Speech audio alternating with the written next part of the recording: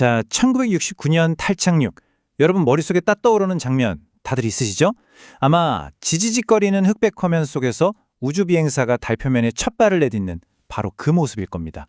인류의 위대한 도약이라고 불리는 순간이죠. 그런데 말이죠. 만약 우리가 기억하는 그 영상이 사실은 원본이 아니었다면 어떨까요? 자, 여기 두 영상을 한번 비교해 보시죠. 왼쪽, 이게 바로 우리에게 익숙한 전 세계 수억 명이 TV로 지켜본 그 장면이고요. 그런데 오른쪽은 와, 화질 차이가 엄청나죠? 훨씬 선명하고 또렷하잖아요. 진짜 놀라운 건 뭐냐면요. 당시 나사의 극소수 엔지니어들은 바로 저 오른쪽의 선명한 화면을 실시간으로 보고 있었다는 거예요.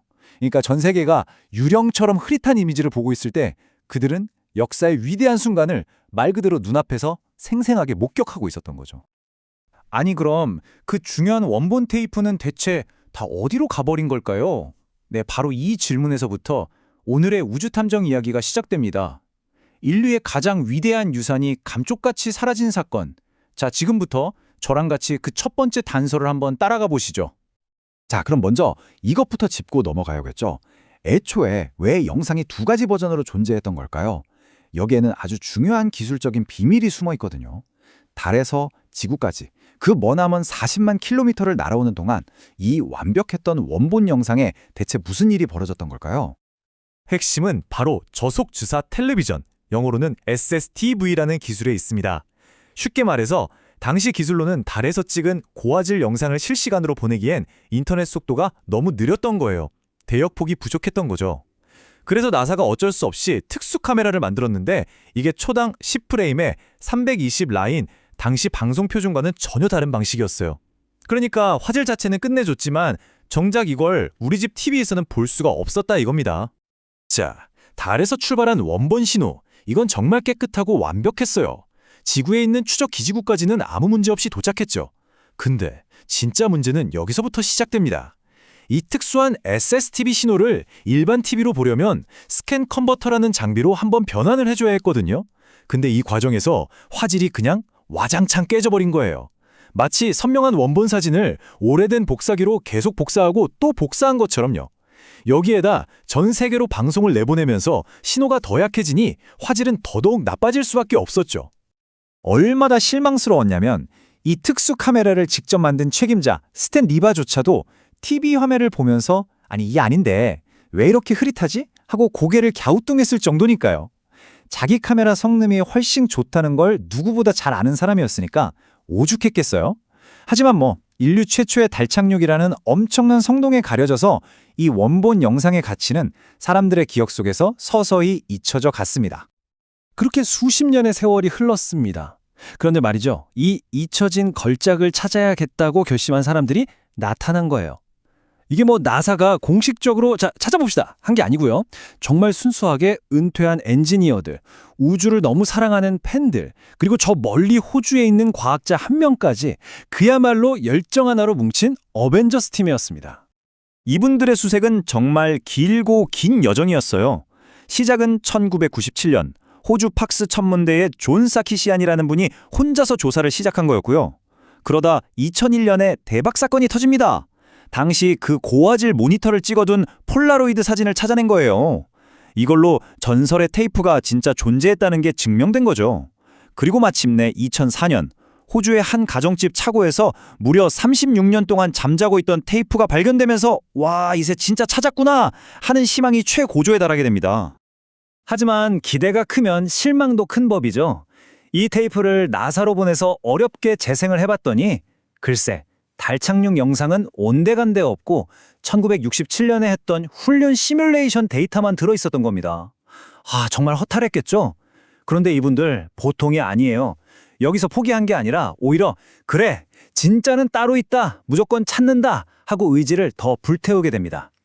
자, 그래서 이 미스터리를 풀기 위해 몇 년을 바친 핵심 인물들을 소개해 드릴게요. 이분들이 바로 아폴로 탐정단입니다.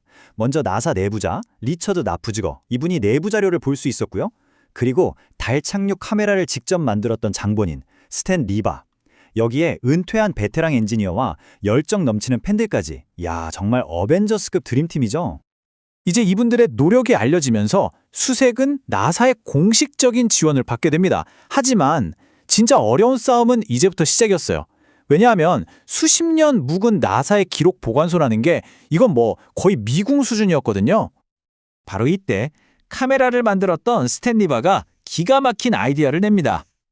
잠깐만, 우리 원본 테이프 릴이 14인치였잖아. 이 크기는 일반 상자엔 안 들어가는데? 맞습니다. 일반 상자에 안 들어가니 당연히 제트박스라고 불리는 더 큰 특수 상자에 보관했을 거라는 추리였죠. 와, 이거 하나로 수만 개 상자 중에서 찾아야 했던 수색 범위가 확 줄어든 겁니다. 대단하죠? 하지만 여전히 큰 산이 남아 있었어요. 기록 자체가 너무 엉망이었던 겁니다. 상자 대부분에 뭐라고 쓰여 있었는지 아세요? 그냥 자기 테이프. 끝. 이게 아폴로 테이프인지 다른 위성 테이프인지 내용은 또 뭔지 아무것도 알 수가 없는 거예요. 이건 뭐 건초 더미에서 바늘 찾기 딱 그 수준이었죠. 그러다가 정말 충격적인 숫자를 하나 발견하게 됩니다. 바로 42,996. 이게 뭐냐면요. 1981년에서 83년 사이에 나사 고다드 센터가 창고에서 다시 가져간 테이프 상자의 개수예요. 42,000개가 넘는 거죠.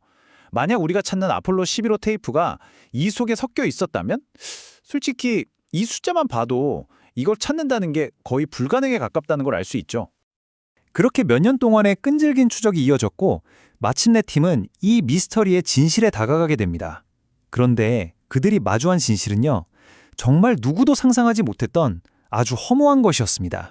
테이프가 사라진 이유요? 음모론자들이 말하는 것처럼 외계인 증거를 숨기려고? 아니었습니다. 범인은 훨씬 더 현실적이고 어떻게 보면 좀 어이없는 이유였어요. 바로 돈 문제. 그러니까 1980년대 초에 나사가 겪었던 자기 테이프 부족 사태 때문이었습니다. 새로운 위성은 계속 쏘아 올리는데 녹화할 테이프가 부족했던 거예요. 심지어 기존 테이프들도 막 끈적끈적해지는 불량까지 생기면서 공급이 완전히 바닥 나버린 거죠. 그리고 마침내 리처드 나프즈거가 결정적인 증거, 이른바 스모킹 건을 찾아냅니다. 바로 1981년도 내부 보고서였는데요.